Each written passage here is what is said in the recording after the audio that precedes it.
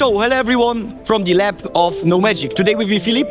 Hello, great meeting you. Thank you for having me. The head of engineering of Nomagic.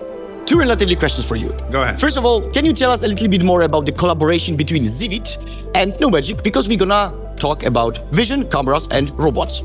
Absolutely. So when we started working on more advanced placing use cases, we did quite deep market research at the time. We checked most of big players, most of new players, and of course, Zivid was one of the companies that we started talking to. And we quickly realized that the product that they offer meets all the requirements that we have, very high quality, and very easy to set up.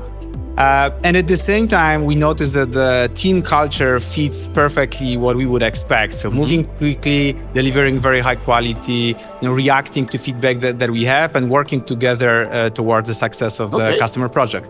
That makes sense. So let's say it was just a fit. It's just a great fit. So, Anor, sorry for sticking my nose, but I've noticed something.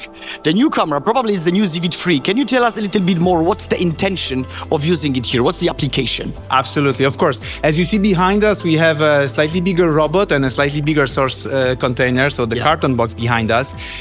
All of this to allow the robot to have bigger distances, pick more items during the same process, but it also means that we need to have a camera that works at those working distances. Regular camera didn't work for us so well, so when we learned that Zivid is working on the new version, so Zivid 3, we checked that it will meet all the requirements that we have. We signed up for the tester program. And it met all the promises that we had. So far, it's working very, very well, and we are in the process of integrating it.